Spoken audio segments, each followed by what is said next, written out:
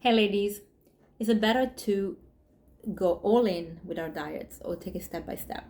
It's a question that I'm asked a lot, and actually, not even a question, sometimes it's a statement that even my clients make, and it's definitely something I see online discussed quite a bit. So I wanted to really break it down here to explain the approaches. So you hear everything online about doing things in balance, doing it slowly, and making sustainable changes for our health. This is completely true. It's completely approachable, it's doable, it's mindful, and it's a way that most people should really go for. It's a way that we can truly create new habits without the pressure of failing and without feeling overwhelmed.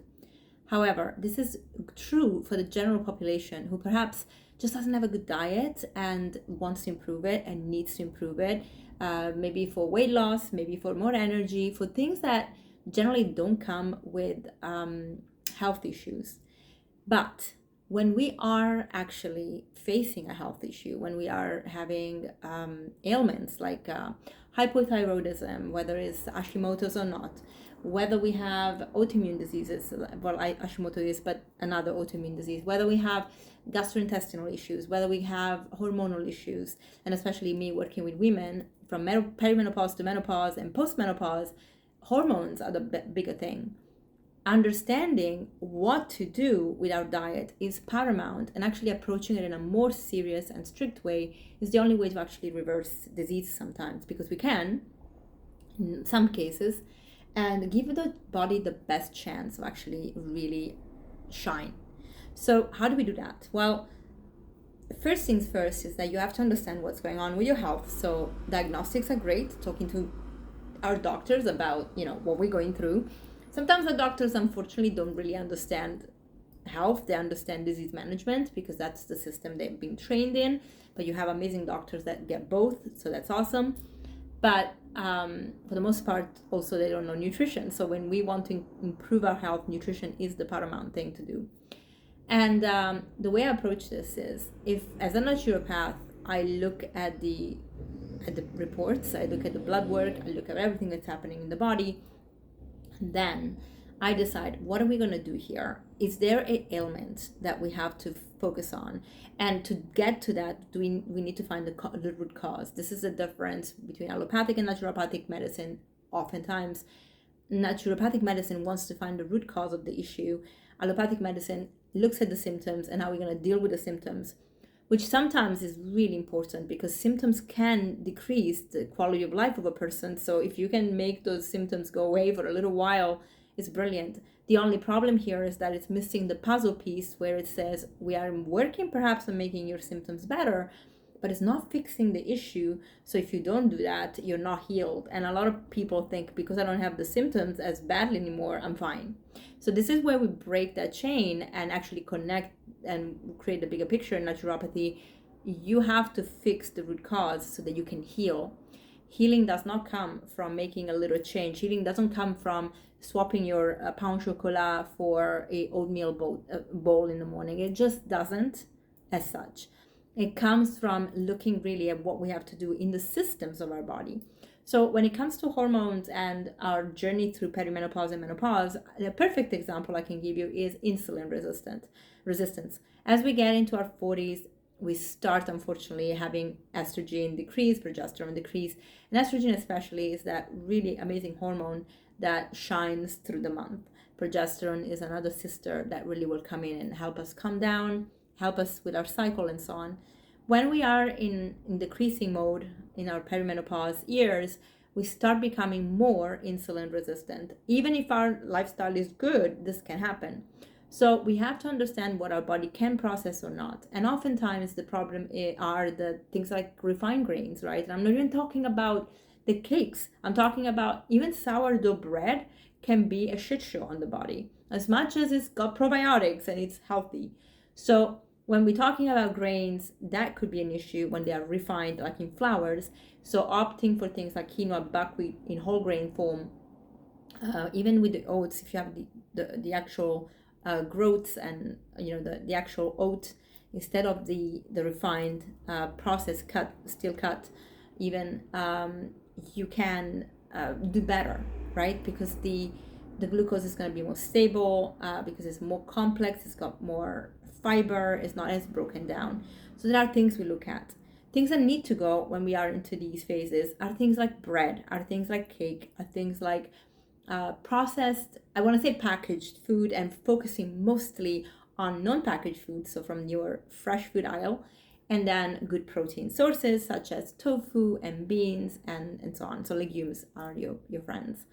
And this is one thing I have really seen, especially on the retreat, where it creates a lot of resistance. Where people are not well, they will feel sorry for themselves. When they're not well, they will try and find shortcuts, however, not to really go all in. I mean, I had one client that actually didn't come on a retreat in the end because she felt like making those changes, even though everything was prepared for her, like would have been prepared for her, all the food, it would have been too much for her because she's just not ready to go there. But unfortunately, this person also has quite a lot of issues. And likewise with other clients that I have where they have ailments that require a really 100% let's go all in approach, they're not ready to do it or they don't want to do it. And I can, as a human, understand that part. As a naturopath, I do get frustrated because at the end of the day, I feel that people need to take their health really seriously. And at some point, when we are not well, and this is something that happened to me when I went through it, I was eating a plant-based diet, a vegan diet, and I knew that I slipped here and there because I was going through a lot of emotional stuff. And it would have been really easy for me to say, I can't deal with this right now. But what I chose to say is, I want to heal because I want to deal with everything in my life, deal with it, not just not deal with it and feel overwhelmed. I wanted to feel powerful and healthy and strong. And even more so as I'm getting older, for me, like that's the vision, that's the target, getting into my older years, not being a statistic where I go to the hospital, I go to the doctor, and I'm just not another number that is performing really bad on my blood work. I actually really want to do well and be fit and be strong. Now, of course, we have to be balanced. Like, I have been through an enormous amount of stress in the past month, especially in the past few months, actually, really emotionally, especially. And the last month, I had so much to do, actually, the last 2 months, so much to do that I did lose a little bit more weight than I wanted to lose. It wasn't because of lack of food. It's just like, maybe just calorie wise, I was just not having enough of what I was doing. So I'm trying to recuperate that. And it did have an effect on my cycle, for example. So I'm trying to adjust because I feel like we have to be open-minded. We have to be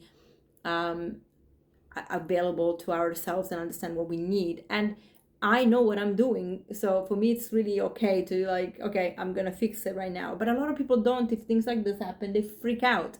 Then they will go and see a doctor and it becomes a spiraling of tests and different medications when the thing that they had to do was adjusting diet and lifestyle. So when a menopausal woman goes to the doctor and says, look, I'm having, this is my blood work and there is high cholesterol and there is signs of heart disease, the first approach is not even looking at the hormones, is actually take statin, right?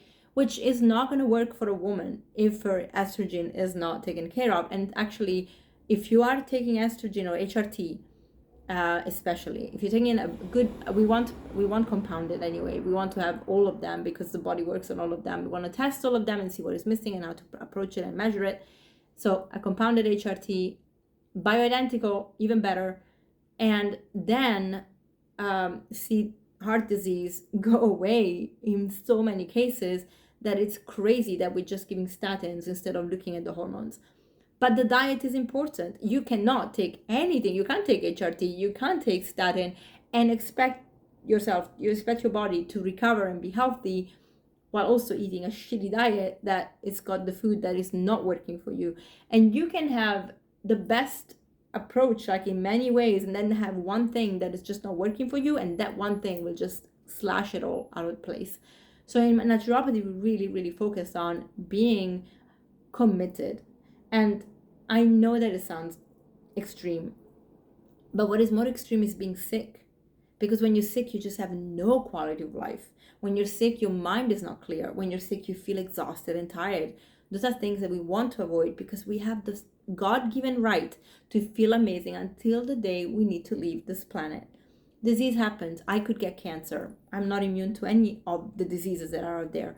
But what I'm doing every day is making choices that may prevent that from happening. And if it does happen, I'm just still going to go at it the best way that I can, because I've tried everything then. And when it's time to go, honestly, it's out of my control. So, but I'm going to do all the best things and make the best decisions to live a life on this planet that is worth living, because I know that otherwise you can't enjoy it. And I hate seeing people that can't enjoy it. It breaks my heart. So I wanted to really come on here to make these distinctions, because I see it online. People that make excuses for not making changes will be like, yeah, but you need to be balanced. And the issue is people don't know what balance is, because it doesn't have a measurable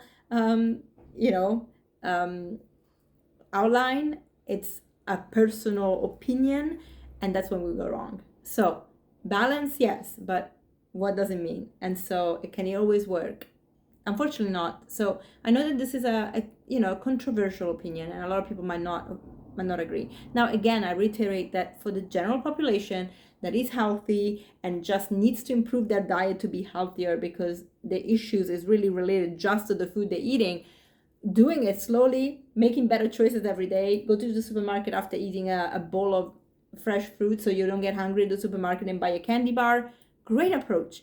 But if you are healing from disease, I'm talking about cancer, tumors, or non-cancer tumors, heart disease, diabetes, all of that, then you can't go half-baked in it. You have to go all in, and that will show you the difference and empower you. And when I have clients that really go all in and feel amazing, and no matter what age, by the way, I know this is powerful and it's working. I have one client in her late 60s who truly embraced everything I told her to do. She does it with pleasure. She feels fantastic. And she is a champion of, honestly, my champion in my program, especially as a postmenopausal woman, champion. She's losing weight without even focusing about the weight. She's losing weight just because she's feeling good.